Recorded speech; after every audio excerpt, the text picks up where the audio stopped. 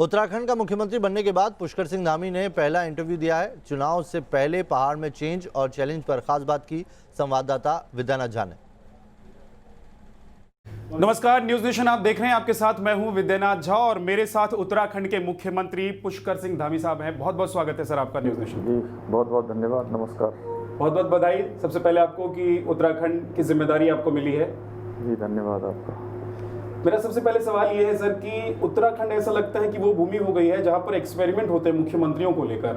हमने इस टेन्योर में भी आपकी सरकार में ये तीसरा मुख्यमंत्री देख लिया, आप तीसरे मुख्यमंत्री बने। मैं सबसे पहले तो अपनी पार्टी का, अपने प्रधानमंत्री जी का, अपने राष्ट्रीय अध्यक्ष जी का, गृह मंत्री जी का सबका धन्यवाद करता हूँ, राष्ट्रीय नेतृत्व का धन्यवाद करता हूँ कि उन्होंने एक सैनिक परिवार में पैदा हुए ऐसे नौजवान को, जो पिथौरागढ़ जैसे दूरस्थ क्षेत्र में पैदा हुआ और कोई राजनीतिक पृष्ठभूमि नहीं जी, और तराई मेरा कर्मस्थान रहा, खटीमा, उसको मुख्य सेवक के रूप में काम करने का अवसर प्रदान किया है। तो मैं शिष्टाचारवश आया था यहाँ उनका धन्यवाद करने के लिए और उनकी जो अपेक्षाएं हैं पार्टी की, प्रदेश की, उनको पूरा करने के लिए अपने प्राणों प्रण से कोशिश करूँगा सर। लेकिन पार्टी ने आपको तब और ऐसे वक्त में चुना है जब कतार में बहुत सारे आपके वरिष्ठ नेता खड़े थे। पार्टी ने एक युवा चेहरे को लाकर खड़ा कर दिया, आपको लाकर खड़ा कर दिया, हालांकि आपके ऊपर जिम्मेदारी बहुत है। नहीं, हमारी दुनिया की देखिए सबसे बड़ी पार्टी है और मुझे निश्चित रूप से मुख्य सेवक के रूप में चुना है, लेकिन सभी अनुभवी लोग, सभी हमारे वरिष्ठ लोग, सबका हमारे साथ सहयोग है। हम सब सहयोग लेकर, सबका साथ लेकर एक टीम के रूप में काम कर रहे हैं। एक टीम के रूप में, एक मजबूत टीम के रूप में हम लोग जो है रिजल्ट देंगे।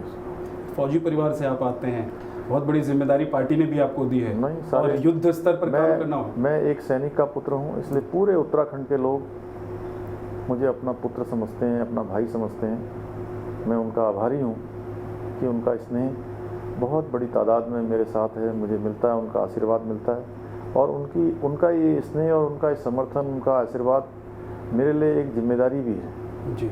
और मैं निश्चित रूप से जो उनकी एक आशा है, विश्वास है, उसको हर संभव कोशिश करूंगा कि वो सही दिशा में जाए। चीफ मिनिस्टर साहब, सबसे बड़ी चुनौती आपको क्या लग रहा है? आपके पास वक्त नहीं है, जितना वक्त आपके पास है उतना वक्त तो सीएम ऑफिस को समझने में लग जाता है किसी भी नए व्यक्ति के लिए, नए नेता के लिए या पहली बार मुख्यमंत्री बनने वाले व्यक्ति के लिए। आप क्या सबसे बड़ी चुनौती देख रहे हैं उत्तराखंड में, आपके चुनाव से जुड़े हुए भी और आपकी पार्टी से जुड़े हुए चुनौतियां? यहाँ पर इतनी बड़ी पार्टी हो, दुनिया की सबसे बड़ी पार्टी हो, कोई व्यक्ति अकेला हो तो उसके लिए चुनौती होती है। जहाँ पार्टी है, हमारा परिवार है, प्रधानमंत्री जी का आशीर्वाद है, हमारे गृह मंत्री जी का है, राष्ट्रीय अध्यक्ष जी का है और वरिष्ठ नेताओं का, सबका मार्गदर्शन है, तो कहीं कोई दिक्कत नहीं है। सब लोगों का आशीर्वाद रहेगा, सब लोगों का मार्गदर्शन रहेगा, सारे लोगों का साथ रहेगा, सब एक टीम के रूप में काम करेंगे और बहुत अच्छा रिजल्ट देंगे। रिजल्ट आप देंगे। मुझे याद है आप जब युवा नेता हुआ करते थे तो एक पूरी फौज थी आपने तैयार की थी, खड़ी कर दी थी युवाओं की जो बेरोजगार थे। इस वक्त आपको लग रहा है कि एक चुनौती है उत्तराखंड में और इसके लिए क्या कोई रणनीति है? क्योंकि वक्त में बार-बार कह रहा हूं, वक्त कम है, लेकिन युवा जानते हैं कि मेरी भावना जो है बिल्कुल काम करने की है जी। और उत्तराखंड की जनता भी जानती है कि मैं काम करना चाहता हूँ, तो निश्चित रूप से वो वक्त पूरा देंगे। योगी आदित्यनाथ जी ने कहा है कि बच्चे दो ही अच्छे, उससे ज़्यादा होंगे तो आपको सरकारी जो फायदे होते हैं उसमें आपकी नो एंट्री हो जाएगी। आपको लग रहा है कि बाकी प्रदेशों में भी या आपके प्रदेश में भी इस तरह का कुछ होना चाहिए? नहीं, जनसंख्या को लेकर हमारे यहाँ पर जनसंख्या हो, भू कानून हो, अन्य बहुत सारी चीज़ों पर अभी चर्चा चल रही है जी। जो भी कानून उत्तराखंड के हित में होंगे उनको हम लोग अमल में लाएंगे। दिल्ली हाई कोर्ट ने कहा कि ये बहुत सही वक्त है, एक मामले की सुनवाई में टिप्पणी करते हुए, कि बहुत सही वक्त है जब सरकार को सोचना चाहिए कि समान नागरिक संहिता जो है उस पर क्या किया जा सकता है, एक्शन लिया जा सकता है, उसके बारे में सोचना चाहिए सरकार को। आपको लग रहा है कि एक देश और एक कानून जो आपकी पार्टी का मेन मुद्दा रहा है, उस पर केंद्र में नहीं तो क्या अलग अलग राज्यों में आप लोग क्या इनिशिएट करना चाहेंगे उसको? जो कानून प्रधानमंत्री जी के नेतृत्व में आया है वो कानून वास्तव में बहुत पहले आना चाहिए था जी। और धारा 370 जो कि देश के ऊपर एक अभिशाप थी, कश्मीर के अंदर हजारों लोगों की जानें गई हैं और किसी भी प्रधानमंत्री ने कभी इतनी जहमत नहीं उठाई, इतनी हिम्मत नहीं करी कि वो धारा 370 देश के अंदर लागू करे। प्रधानमंत्री जी का मैं कोटि कोटि धन्यवाद करना चाहता हूँ कि मेरे उत्तराखंड के सैकड़ों नहीं हजारों लोगों ने जो है कश्मीर के अंदर अपनी शहादत दी है। जी, जहाँ पर 2 विधान चलते थे, 2 निशान चलते थे, 2 प्रधान चलते थे, उसको परिवर्तन कर दिया और आज कश्मीर के अंदर देखिए वो सब चीज़ें समाप्त हो रही हैं, नया कश्मीर बन रहा है। दरअसल दिल्ली हाई कोर्ट ने लव जिहाद के एक मामले में टिप्पणी की और लव जिहाद को लेकर उत्तर प्रदेश में क्या हुआ वो तो आपको पता है।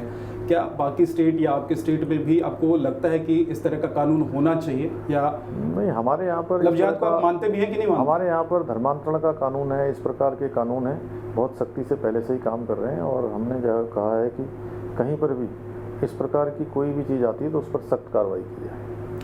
अभी क्योंकि चुनाव बहुत नज़दीक है, आप उत्तराखंड को क्या क्या मतलब कहना चाहते हैं उत्तराखंड के लोगों को या वादा करना चाहते हैं? क्योंकि 6 महीने में काम कितना होगा, मुझे लगता है उद्घाटन वाले काम हो पाएंगे। मैं उत्तराखंड के लोगों से मुक्त हृदय से कहना चाहता हूँ कि हम ईमानदारी से काम कर रहे हैं, हम ईमानदारी से जो चीज़ें हैं उनको धरातल पर उतारने की कोशिश कर रहे हैं। हम केवल समस्या नहीं बता रहे हैं, हम कोशिश करेंगे कि उनका समाधान हो, वो चीज़ें धरातल पर उतरें, वो चीज़ें लोगों तक पहुँचे। हमारी मंशा है कि मैं उत्तराखंड की सेवा करना चाहता हूँ, मेरी पार्टी ने मुझे मौका दिया है, मेरी पार्टी मेरी माँ है, मेरी माँ ने मुझे अवसर दिया है, तो निश्चित रूप से मैं पूरी ईमानदारी से, पूरे प्राणोपण के साथ, पूर्ण मनोयोग के साथ उनकी सेवा करूँगा। उत्तराखंड जो है वो पर्यटन वहाँ की एक बड़ा सोर्स ऑफ इनकम है और इस वक्त जब हम कोरोना काल से गुजरे हैं और अभी तो सेकेंड वेव से पूरी तरीके से गुजरे भी नहीं हैं, आपको लग रहा है कि काफ़ी नुकसान हुआ है और उस नुकसान की भरपाई करने के लिए सरकार क्या कर रही है? नहीं, इस दिशा में हम सोच रहे हैं, इस दिशा में हम विचार कर रहे हैं कि जिन लोगों के रोज़गार प्रभावित हुए हैं, जिन लोगों का काम धंधा ठप हो गया है, उन सबको जो है कोई ना कोई राहत देंगे। सर, अभी सेकेंड वेव तो ठीक से अभी निपटा नहीं है, विशेषज्ञ ये भी कहते हैं कि अभी थर्ड वेव भी आने वाला है, तो उसको लेकर क्या आप लोग जो है कुछ तैयारी कर रहे हैं? हाँ, उसके लिए हम लगातार बैठकें कर रहे हैं, लगातार मीटिंग कर रहे हैं और थर्ड वेव जिसमें आशंका व्यक्त की जा रही है कि वो छोटे बच्चों के लिए भी घातक होगी, उसके लिए हमने पूरी व्यवस्थाएं कर दी हैं। जितने बेड होने चाहिए हमने लगभग 1200 बेडों की व्यवस्था कर दी है। निकू और पीकू, छोटे बच्चे और बड़े बच्चे जी, उनके लिए हमने व्यवस्था की है और अस्पतालों में हमारे कंसनट्रेटर, अस्पतालों में हमारे oxygen cylinder, oxygen ventilator, isolation bed, सारी व्यवस्थाएं हमने की हैं और हम पूरी तरह से सजग हैं और हमारा पहला लक्ष्य है कि कोरोना से हर हाल में जान माल की रक्षा होनी है। उसके लिए हमने 3 महीने में, अगले 3.5 महीने में हमने ऐसा प्लान बनाया है कि 50% हमारे यहाँ वैक्सीनेशन हो चुका है और जो बचा हुआ वैक्सीनेशन है हम अगले 3.5 महीने में पूरा कर लेंगे। क्या वो 2 मुख्यमंत्री जो आपसे पहले रहे इस टेन्योर में नहीं कर पाए और आप उसको पूरा करना चाहते हैं? नहीं, दोनों ने बहुत अच्छा काम किया है, उसी काम को मैं आगे बढ़ाऊंगा। नौकरशाही कहते हैं कि उत्तराखंड में चाहे सिस्टम हो, सरकार हो, सब पर हावी रहती है, उसके लिए आप लोग कुछ सोच रहे हैं, कुछ रणनीति है?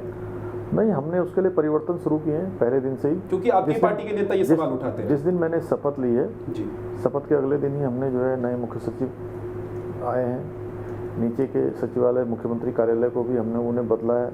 धीरे धीरे करके हम एक के बाद स्टेप ले रहे हैं, जो जरूरी बदलाव हैं उसको हम करेंगे। क्या लग रहा है कि चुनाव आने वाले हैं तो कितनी सीटें इस बार बीजेपी को आप दिलवाएंगे वहाँ? अब की बार हम लोग जो है, हमारा नारा है अब की बार 60 पार। 60 पार। लेकिन मुख्यमंत्री कितने बनेंगे आने वाले वक्त में? क्योंकि लोग तो यही, उत्तराखंड से बाहर के लोग ये सोचते हैं कि क्या इतने सारे मुख्यमंत्रियों की क्या ज़रूरत भी होती है 5 साल के भीतर, या पार्टी अपने ज़रूरत के हिसाब से इतने सारे मुख्यमंत्रियां बनाती है? देखिए, ये भविष्य में क्या होगा इस बारे में कोई कुछ नहीं कह सकता। मैं पुष्कर सिंह धामी एक मुख्य सेवक के रूप में, अपनी पार्टी के एक कार्यकर्ता के रूप में जो मुझे जिम्मेदारी दी है, मैं वर्तमान में जो मेरे पास दायित्व है उस दायित्व को मैं पूरे मनोयोग के साथ करूंगा, उत्तराखंड की जनता की सेवा करूंगा और वह काम करूंगा जिसकी उत्तराखंड को आवश्यकता है, ज़रूरत है। शिक्षकों और कर्मचारियों का एक मुद्दा जो है वो बड़े लंबे समय से पेंडिंग है, वो विरोध प्रदर्शन भी करते हैं, उसको लेकर आपने कुछ सोचा है? नहीं, हम सब शिक्षकों के प्रतिनिधिमंडल से, हमारे नौजवानों के प्रतिनिधि, बेरोजगारों के प्रतिनिधिमंडल से लगातार मैं वार्ता कर रहा हूँ और इसलिए हमने पहली कैबिनेट में 24,000 लोगों के रोजगार के लिए जो है हमने कैबिनेट में प्रस्ताव किया है, जिसमें से 8,000 लोगों की विज्ञप्ति जल्दी ही प्रकाशित हो रही है और ये तो सरकारी नौकरियां हैं। इसके अलावा हम जो हमारे स्वरोजगार हैं जी। वो लाखों की संख्या में हम जनरेट करने वाले हैं। उत्तराखंड के पास बहुत सारे रिसोर्सेज हैं, लेकिन कहते हैं, आपकी ही पार्टी के नेता कहते हैं कि वहाँ की जवानी और वहाँ का पानी उत्तराखंड के ही काम नहीं आता है। तो पिछले 5 साल में आपको लग रहा है कि ऐसा काम हुआ है कि वहाँ के लोग जो रोजगार के लिए बाहर चले जाते हैं वहीं रुके और पानी का इस्तेमाल भी हो? क्योंकि मुख्यमंत्री दिल्ली के जो हैं उन्होंने तो सीधे सीधे आप लोगों पर हमला बोल दिया है इसी मामले में कि भाई बिजली हम आकर वहाँ पर मुफ्त देंगे। देखिए, उत्तराखंड में बहुत अच्छा काम चल रहा है और अच्छा काम चलेगा, आप विश्वास रखिए। मुफ्त बिजली देंगे? हम अच्छी बिजली दे रहे हैं, पहले से ही सस्ती बिजली दे रहे हैं, 24 घंटे बिजली दे रहे हैं। आपके ऊर्जा मंत्री ने कहा कि मुफ्त बिजली देंगे। 24 घंटे हम बिजली दे रहे हैं, अच्छी बिजली दे रहे हैं, सस्ती बिजली दे रहे हैं। अरविंद केजरीवाल जो कह रहे हैं कि आप लोग ये अफवाह उड़ा रहे हैं, उनको कुछ कहना चाहेंगे आप?